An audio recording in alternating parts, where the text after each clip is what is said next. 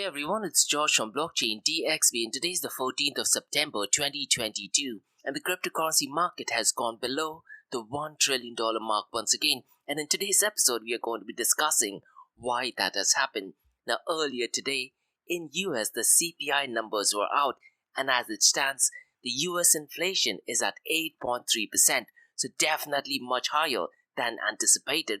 Now that has had a severe impact not just on the price of cryptocurrencies but in the stock market in general as well. In today's episode, I'm going to be discussing the source of information to look at so far as the CPI index is concerned that talks everything about inflation. And few hours ago in UK, the official numbers for inflation is out as well. And the inflation in UK is currently at 9.9%. So the big question is, where does Bitcoin fit into all of this?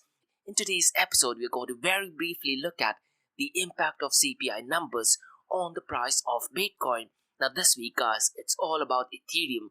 As the merge date kicks in, it's rumored to be that the Ethereum merge will take place on the 15th of September. And Glassnode, they provide a weekly insight and they have provided some really useful information so far as the Ethereum merge is concerned, so we'll very briefly look at that. And a couple of articles that I'd like to share in today's episode that talks everything about Ethereum, and there's also a fork that is going to happen after the Ethereum merge called as Ethereum Proof of Work. And we have some really interesting news regarding Doodles and NFTs. Now from UAE, we have two news. And both the news is by Blockchain DXB. What I plan to do is I plan to have two events in the month of October. The first one is a Bitcoin beginner's guide. And the second one is an Ethereum beginner's guide. And I tend to do this every month to give users a better understanding of Bitcoin, blockchain and cryptocurrencies, and these sessions are completely free of cost. So in today's episode, I'm going to be explaining what that session will be all about, and I'll also share ways on how you can attend these sessions completely for free. So let's kickstart today's episode. Welcome everyone, it's 8 here in Dubai and you're listening to Crypto and Coffee at 8, where we cover top news and information pertaining to the price of Bitcoin, blockchain, beyond blockchain, cryptocurrencies, NFTs, DeFi and Metaverse. And how the series of episodes on the Crypto and Coffee at 8 works is, we usually cover some top news and information pertaining to the price of cryptocurrencies, some major breaking news, occasionally short and sweet news as well, news that has an impact in the cryptocurrency world. The other two news and information is related to Dubai, UAE and Middle East in the world of Bitcoin, blockchain, beyond blockchain, cryptocurrencies, NFTs, DeFi and Metaverse. This is followed by Ask Me Anything series, where you listeners can ask any questions regarding Bitcoin, blockchain, beyond blockchain, cryptocurrencies, NFTs, DeFi and Metaverse. And every Fridays we have an episode called Metaverse Everything, where we solely focus on Metaverse. So please check out those episodes as well. And the format for Metaverse Everything podcast is completely different. And what I tend to do guys is I tend to publish a daily and weekly report via my LinkedIn profile. My LinkedIn profile is in the show notes below, or you can also go to my website blockchaindxb.com and search for the blogs under the crypto blog section. Now let's kickstart today's episode. Now today's the 14th of September, and if you look at the global crypto market, it has gone down way below the $1 trillion mark. As of today at 1:30 p.m. Gulf Standard Time, it stands at $991 billion, and since the last 24 hours it is down by 7.07%. And to be completely honest, when I was looking at the price before the CPI numbers were out, the global crypto market was on the verge of easily passing through the $1 trillion mark. But the moment the CPI numbers were out, the entire cryptocurrency market started to go down. Now since the last 24 hours, the total crypto market volume is at $99.14 billion and it has been increased by 13.51%. The total volume on DeFi currently is at $7.63 billion and the total value locked in DeFi accounts for $56.23 billion. Now look guys, if you do want to look at this information regarding DeFi, DeFi Llama is the website that you need to check. It is spelled with DeFi with a double L, so DeFiLlama.com. Now MakerDAO accounts for 14.44% of all the total value locked, and currently $8.12 billion has been locked in the MakerDAO protocol, and DeFi accounts for 7.69% of the total crypto market 24-hour volume. The volume of stablecoins has marginally gone up and it is currently at $91.71 billion. Now, out of this $91.71 billion, Tether USDT accounts for $69.67 billion. Now, this volume of Tether USDT does seem like business as usual, and USDC's volume is currently at $7.48 billion, whereas Binance USDC's volume has gone up to $13.10 billion. Now, guys, lately, the volume in Binance USD is definitely picking up pace. Now, I wouldn't be surprised, maybe say 12 months to 24 months down the line, Binance USD might be competing very strongly with Tether USDT, and stablecoins in general account for 92.51% of the total crypto market 24-hour volume. Now, guys, let's quickly look at a comparison between Bitcoin and Ethereum. I have this feeling that these numbers will change as the merge date kicks in, but after the merge happens, that is after the 15th, maybe on the 16th or 17th, I do see that Ethereum market share will be overtaking Bitcoin and might just be around 60% of that of Bitcoin. But as of today, the 14th of September, Bitcoin's market share is $388.5 billion, whereas Ethereum is $195.4 billion. The 24-hour trading volume of Bitcoin is $49.0 billion, whereas Ethereum's trading volume is $23.3 billion. Now, if you look at the dominance, Bitcoin's dominance has gone down by 39.11%, and Ethereum's dominance has also gone down by 19.70%. Now, I do think that as the merge date kicks in, that is maybe by end of day today or tomorrow, there might be a lot of volume changes, particularly to do with Bitcoin and Ethereum. So what do you guys think? What are your price predictions? Mention them in the comments below. Now, as of today, 14th of September, Bitcoin is currently at $20,381. And since the last 24 hours, it has gone down by 8.77%. And this is purely to do because of the CPI numbers. Now, since the last 7 days, it is up by 8.45%. Ethereum is currently at $1,604. Ethereum is also down by 6.67% since the last 24 hours, and once again, purely because of CPI numbers. And since the last 7 days, it is up by 5.67%. Binance Coin is currently at $279, and Binance Coin is down as well by 4.72% since the last 24 hours, and up by 5.0% since the last 7 days. Now, guys, if you listen to my podcast for yesterday, I did talk about this particular week. Will it be the CPI numbers or the Ethereum merge news that will be dominating the price of cryptocurrencies? But it clearly looks like that the CPI number news did dominate the entire cryptocurrency market. This has had a massive impact on the price of all cryptocurrencies. If you look at the market share of Bitcoin alone, that has gone down by roughly $40 billion, whereas Ethereum has also gone down by roughly $20 odd billion because of the CPI numbers. So this begs this question: is Bitcoin a safe haven? Now, we'll be looking at that in just a minute. Now listen, guys, if you do want to find out information on inflation and the CPI index numbers, the only website that you need to be looking at is the Bureau of Labor Statistics. If you go to the website, it clearly explains in detail the different industries, and the fuel and energy index has actually shown a reduction. And as per the data, it shows that the fuel and energy index has gone down, and surprisingly, the shelter, food and medical industry saw an increase, which is a bit strange. What I would recommend you to do is, rather than watching mainstream media or listening to crypto price influencers, and go to the Bureau of Labor Statistics website, and you can see the information yourself. And then if you were to compare it with what mainstream media is saying, you will see a stark difference. So go to the Bureau of Labor Statistics website. Surprisingly, even the fuel prices have gone down, but the prices of shelter, food and medical care has gone up, because of which the CPI index has gone marginally up, and the US inflation numbers is at 8.3%.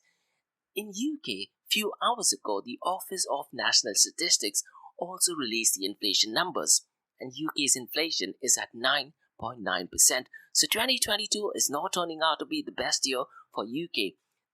They had the Prime Minister who got changed, they had record inflation this year, and just few days ago, Queen Elizabeth, who was a brilliant human being, also passed away. Hopefully things turn out to be excellent for UK in the later part of this year. So the big question is, where does Bitcoin fit into all of this? Now, at this point of time, I can definitely say that unfortunately, Bitcoin is not a safe haven, especially during inflation, and most likely it will not be a safe haven during war as well. Now, based on the data, it does look like that stable coins do act as a safe haven against cryptocurrencies. The fact that Bitcoin lost $40 billion because of the CPI index numbers is definitely not right. Now, if you do want to look at all the price information, you can go to CoinMarketCap. And Bitcoin.com did actually produce a report which says that Bitcoin's US dollar value dropped over 9% on Tuesday afternoon because of the recently published CPI numbers. So this is definitely not good. Now, you wouldn't want to have Bitcoin as a world reserve if the price changes because of CPI numbers. Now, it could be possible that, let's say, maybe in the next decade or so, when 100% separation of money and the state does actually happen, then Bitcoin might start acting as a safe haven against inflation or maybe during war as well. But till then, Bitcoin and cryptocurrencies are not a safe haven during inflation. And CoinDesk has also published an article which states that a steep drop in Bitcoin, Ethereum causes over $250 million in future losses. And the article also takes a jab at XRP that has dropped by 8%, Solana that has fell by 7%, and Cardano that has gone down by 7.5%. Now, all this is purely because of the news of CPI numbers or consumer price index numbers. The only thing that has gone up so far as Bitcoin is concerned is the Bitcoin mining difficulty. Now, yesterday, that is the 13th of September, the Bitcoin mining difficulty did reach another all-time high, and as of today, it currently stands at 32.05 trillion hashes. This is definitely not good, considering the fact that Ethereum merge is coming up in the next few days, and the energy mining consumption of Ethereum by switching from proof of work to proof of stake is going to be reduced by 99%. On the other hand, we have Bitcoin, where it is reaching a new milestone. The Bitcoin mining difficulty does consume a lot of electricity, and 32.05 trillion hashes is definitely not good. And Bitcoin's mining difficulty has reached another all-time high at 32.05 trillion hashes per second, and this is not good considering the fact that corporate interest will be focusing on ESG concern. Apart from that, what I really worry is when the Bitcoin mining difficulty does become so extremely high, it is also possible to do a 51% attack. And the answer is pretty simple. There are miners all over the world right now who are using the mining equipment and spending 32 trillion hashes in order to mine Bitcoin. If few miners decide to stop mining, the Bitcoin mining difficulty goes down, and then it is possible to do a 51% attack. Now guys, let's talk about the second big news for this week, that is Ethereum transitioning from proof of work to proof of stake. And Glassnode's weekly insight has described proof of stake consensus. The transition is estimated to be on the 15th of September. So what are your price predictions, guys? Now personally, I do think that the prices of Ethereum and other cryptocurrencies might tend to go down a little bit. Now Glassnode did provide some useful information on validators replacing miners, validator performance and revenue, and quite a lot more. Now what I'd really recommend you to do is Henry Aslanian. He has provided a brilliant article via his LinkedIn profile that talks about the 10 things you need to know regarding the Ethereum merge. And trust me guys, there's a lot of incorrect information circulating via LinkedIn, via YouTube, and even in podcast. But his article does provide really crisp and clear information, and it does actually mention a lot of the things that people are saying incorrectly about the Ethereum merge. So go through his LinkedIn profile, read through his article, and in yesterday's podcast, I did provide a link to his original article. Finance Magnets has also put up an interesting article that talks about the corporate perceptions on Ethereum, and this is going back to the Bitcoin's mining consumption. Now with Ethereum's merge, it will reduce the electricity consumption by over 99%. And on the other hand, we have Bitcoin, where it has reached a new all-time high so far as the Bitcoin mining difficulty is concerned. This news is definitely going to get a lot of attention for ESG. For Bitcoin, it's going to be negative. For Ethereum, it's going to be positive. So this begs this big question. If Bitcoin is going to be sound money, is it possible for Ethereum to be ultrasound money? Drop your answers or comments in the comment section below. Now, as and when institutional investors and retail investors are knowing about Ethereum, Could it be possible that the price of Ethereum jumps up and the market cap does actually flip Bitcoin? And could it be possible that it flips Bitcoin much faster than anticipated? Now guys, listen, as the merge date takes place on the 15th of September, after the merge, one of the hard fork of Ethereum called as Ethereum Proof of Work will continue to happen, and the ticker symbol for that is ETH. This will happen within 24 hours after the merge. So there is an anonymous group, and what they want to do is they intend to continue the Ethereum Proof of Work, and the reasoning is pretty simple. They have invested heavily on Ethereum mining equipment, and they want to profit from the Ethereum Proof of Work. Now, it could be possible that after the Ethereum merge, what the Ethereum Proof of Work anonymous team will do is they will try to pump the price of Ethereum Proof of Work, or called as ETH. And the reason they might tend to do that is so that they might want to get new investors to invest in the protocol.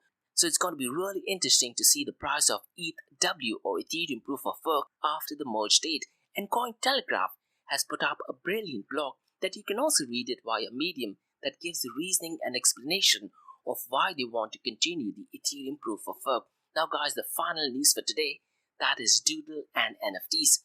So Doodles Ethereum NFT sales have surged 1,200%. Now the reason for the surge is very simple.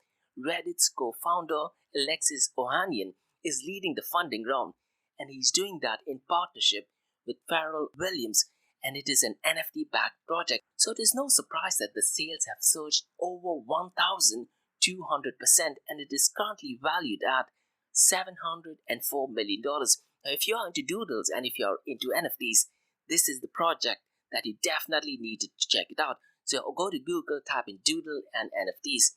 Now guys, let's talk about two news regarding UAE. Both news are events done by me, that is Blockchain DXB. And what I tend to do is every month, I tend to have a lot of sessions, and all of these sessions are completely free of course. So the first news that I'm going to be talking about is Bitcoin Beginner's Guide. It is a three-part series that starts from the 7th of October till the 21st of October. So the first session takes place on the 7th of October, the second one is on the 14th of October, and the final one is on the 21st of October. Now the initiative is to train, educate and consult the people of Dubai on Bitcoin, blockchain technology and purely in line with Dubai blockchain strategy. Now listen, if you do want to attend only the audio version, you can do that by an app called Podbean, and I'll also try to go live via Twitter Space and a local based app called Angami. Again, these sessions are completely free of course. Now let me quickly explain what is it that I'm going to be talking on the 7th of October. Now guys, on the 7th of October at 11 a.m. Gulf Standard Time, I'm going to be discussing the history of Bitcoin.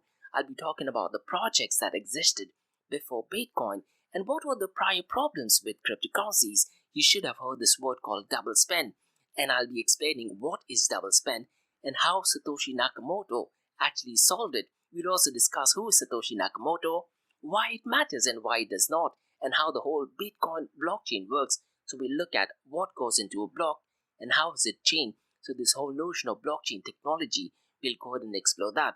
On the 14th of October, I'm going to be discussing BFT, that is the Byzantine fault tolerance. I'll be discussing the white paper, and I'm going to be discussing it at a very basic level, so no technical expertise is needed. We'll also be discussing what is private key, public key, and what is SHA-256, that is secure hashing algorithm. Now listen guys, it's going to be at a very basic level. You do not need absolutely any technical expertise. I'll also be discussing what is it that Satoshi Nakamoto did. So essentially what Satoshi Nakamoto did was he compiled hashing algorithm, mathematics and cryptography. I'll be explaining that at a very basic level. On the 14th of October, we'll also look at how Bitcoin mining works and what we talk about in today's episode regarding the mining difficulty. I'll go ahead and explain how the Bitcoin mining difficulty is calculated, how it works, how it increases and how it decreases. And we'll also talk about the halving of Bitcoin, which is most likely going to happen somewhere around May of 2024. And on the final session, that is on the 21st of October, we're going to be discussing the Bitcoin market share. We'll talk about the different forks of Bitcoin, and we'll also look at the basics of Lightning Network and Liquid Network. Now listen guys, at this point of time, the whole narrative of Lightning Network, not blockchain, is gaining a lot of momentum, not just in the Bitcoin maximalist community, but also in the cryptocurrency sector. So we'll be explaining what Lightning Network is. And if you have some software experience and want to build some things on Lightning Network, I definitely want to connect with you. Now, we'll also be discussing the different types of Bitcoin, the wallets and the different types of wallets.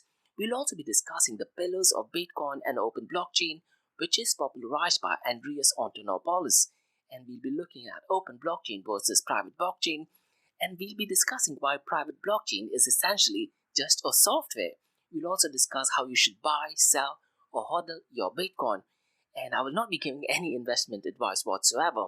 We'll also be discussing the current and the future state of Bitcoin. So those are the topics that I'll be covering on the 7th, 14th, and 21st of October. And these sessions, guys, are completely free of cost. You do not need absolutely any technical expertise. Now let's move on to the second news for today, that is an Ethereum beginner's guide. Now this is going to be a standalone episode on the 7th of October from 2 p.m. to 3:30 p.m. Gulf Standard Time. And once again, guys, this is done in line with Dubai Blockchain Strategy, an initiative to train, educate, and consult the people on blockchain technology. Now, the link for the event can be found on eventbrite.com. So go to eventbrite.com and just type in Blockchain DXB. You'll get a list of events that I plan to have in October. There's going to be Bitcoin Beginner's Guide, Ethereum Beginner's Guide, Central Bank Digital Currencies, Metaverse, and quite a lot more. Now, in case if you do want to attend only the audio version, you can do that via Podbean, via Angami, and I'll try to go live via Twitter Space as well. Now, let me quickly explain what is it that I'm going to be discussing on the 7th of October. I'll be talking about what is Ethereum, the history of Ethereum, the projects that existed before Ethereum, the difference between Bitcoin and Ethereum. We'll talk about the challenges faced by Ethereum, one of them being the ESG concern, because of which they have decided to shift from proof of work to proof of stake. We'll talk about the Ethereum London fork, and because of the London fork, the supply of Ethereum is cleverly managed. We will talk about the big question, that is, can Ethereum flip Bitcoin? And we'll also be discussing the stages in Ethereum, but this session is going to be unique in the sense I'll be talking about this in past tense. Now, I do tend to have the Ethereum Beginner's Guide every month, and in the previous sessions, I talk about the upcoming stages, that is the merge, the surge, the verge, the purge, the splurge. But by the 7th of October, this thing would have already happened. So it's going to be really interesting, even for me, to understand how the changes have actually happened. So I'll be discussing more on the post-merge era of Ethereum. And if you want to get involved in Ethereum, I'll be sharing tips on how you can do that. How can you build things on Ethereum? We'll also be looking at the competitors of Ethereum, such as Solana, Algorand, even EOS. And we'll be discussing the current and the future state of Ethereum and quite a lot more. And once again, guys, it's ideally suited for someone with little or no experience at a complete basic and beginner level, so no prior knowledge or technical experience is needed as well. Sessions are completely free of cost, and once again, no investment advice as well. So that's all for today, guys, on the Crypto and Coffee Date from Blockchain DXB. If you guys have any feedback or suggestions, drop me an email to info@blockchaindxb.com.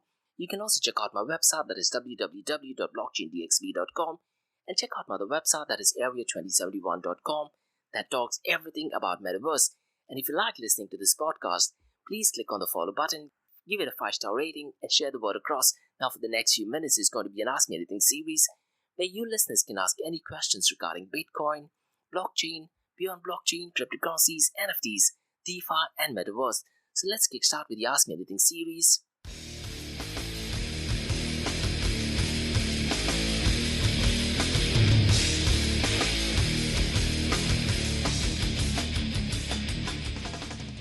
Hey everyone, it's George from Blockchain DXB. You're listening to the Ask Me Anything series, where you listeners can ask any questions regarding Bitcoin, blockchain, beyond blockchain, cryptocurrencies, NFTs, DeFi, and Metaverse. And remember, Monday to Thursdays, 8 a.m. to 8:30 a.m., we have Crypto and Coffee at 8, where we cover top news and information pertaining to the price of cryptocurrencies, some major breaking news, occasionally short and sweet news as well, news that has an impact in the cryptocurrency world.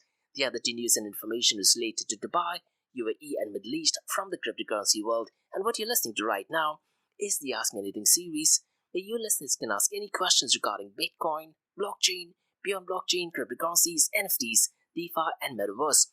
So I have a first question by Rishi, who asks, what is your favorite stable coin? Now personally, Rishi, I don't use stable coin at all. Now in the past, I have used Tether USDT and the experience has been alright. But if given an option to choose between, let's say, USDT, USDC, and Binance USD, personally, Rishi, I would pick USDC, which is by Circle, and the reason is pretty simple. The transparency of USDC is far better than that of USDT, but the usage of USDC is relatively less in, let's say, comparison to Tether USDT. So I don't have any favorite as such, but if I were to pick, I would definitely pick USDC over Tether USDT, and then finally maybe Binance USD. Now, what I really like to recommend is Rishi. It depends on your use case as to why you want to use your stable coins. Are you trying to use it so that you can pay someone internationally, or are you trying to use it just to evade from the fluctuation in the cryptocurrency market? So it depends on your use case. But what's going to be really interesting is that in the near future, central bank digital currencies will be kicking in. And will that have an impact on the usage of stable coins? I do think that central bank digital currencies could pose a serious threat to stablecoins, particularly Tether USDT. And what I also plan to do is, Rishi, somewhere maybe in the last week of October, I do want to have a session purely on stablecoins. And I'll try to do a free session via Eventbrite talking about the history of stablecoins. And I'll be talking about the different types of stablecoins, the whole drama of Tether USDT going back to 2019. And we'll discuss the transparency, what are the requirements. I will also be discussing algorithmic backed stablecoins, the good, bad, and the ugly side. Now, we did talk about Terra Luna's failure a couple of months ago, so I'll be talking about what Terra Luna did, what was wrong, and there were a couple of things that they did right as well. I'll also be talking about the competitors to stablecoins, such as CBDCs, maybe RippleNet, and quite a lot more. And in that session, Rishi, I'll also discuss if El Salvador would have been better to adopt stablecoins instead of making Bitcoin a legal tender. So to answer your question, do I have any favorite stablecoins? Not at the moment, but if I were to pick, I would definitely pick USDC over USDT and then Binance USD. And one thing, Rishi, which I've mentioned quite a number of times in my podcast is that lately, even in UAE, a lot of the firms that are accepting cryptocurrencies have switched from USDT to USDC. And this goes back purely because of the transparency that Circle's team tends to have in comparison to USDT. I have another question by Ali who asks, what are your price predictions for Ethereum after the merge date? Now, to be honest, Ali, I never ever give out any price predictions. Look, Ali, all the price predictions are 100% right 50% of the time. There's never been anyone who has been accurately predicting the price of any cryptocurrencies. What I can say is that before the merge date, that is most likely tonight or tomorrow, is when the price of Ethereum and cryptocurrencies could possibly go down. And this is historically which is taking place in the cryptocurrency world. Now, it could be possible that I'm 100% wrong as well. But what I do think is after the merge date, the prices maybe for the next few days might go down. But as and when retail investors and institutional investors do understand what Ethereum is, especially because of the ESG concern, I do think that the market share of Ethereum will probably keep on going higher. Now, I wouldn't be surprised if the market share of Ethereum does cross the 60% mark of that of Bitcoin, maybe by the end of this month. Now, if that thing happens, I do think that Ethereum could flip Bitcoin maybe 6 months or maybe a year from now. If that thing happens, a lot of media will be talking about Ethereum, Ali, and then the price of Ethereum could also slowly pump. Now, could it be possible that Ethereum flips Bitcoin even on price? Now, personally, I don't think so, but I wouldn't be surprised if that would actually happen. Going back to your question regarding the price, I cannot give out any price prediction. To be honest, Ali, anyone who gives you any price prediction is 100% right 50% of the time. Try to understand what the merge is. And one thing which I've been noticing even via LinkedIn, a lot of incorrect information is being published. So make sure when you're reading information, read through information from the first source. Ethereum Foundation has brilliant source, and the article by Henry Aslanian does put up 10 very short and sweet brilliant points, and he does clear a lot of misconceptions regarding the Ethereum merge. So that's all for today, guys, from the Ask Me Anything series from Blockchain DXB. In case if you have any feedback or suggestions, drop me an email to info@blockchaindxb.com. You can also check out my website, that is www.blockchaindxb.com, and also check out my other website, that is area2071.com. that talks everything about Metaverse. And remember guys, Monday to Thursdays, 8 a.m. to 8:30 a.m. we have Crypto and Coffee a Day, where we cover top news and information pertaining to Bitcoin, blockchain, beyond blockchain, cryptocurrencies, NFTs, DeFi, and Metaverse. And how this series of episodes on the Crypto and Coffee a Day works is, we usually cover some top news and information pertaining to the price of cryptocurrencies, some major breaking news, occasionally short and sweet news as well, news that has an impact in the cryptocurrency world. The other two news and information is related to Dubai, UAE, and Middle East in the world of Bitcoin, blockchain, beyond blockchain, cryptocurrencies, NFTs, DeFi, and Metaverse. And this is followed by Ask Me Anything series, where you listeners can ask any questions from the cryptocurrency world. And what you're listening to right now is the Ask Me Anything series, where you listeners can ask any questions regarding Bitcoin, blockchain, beyond blockchain, cryptocurrencies, NFTs, DeFi, and Metaverse. Thanks so much for listening, guys, and have a great day ahead. Bye-bye.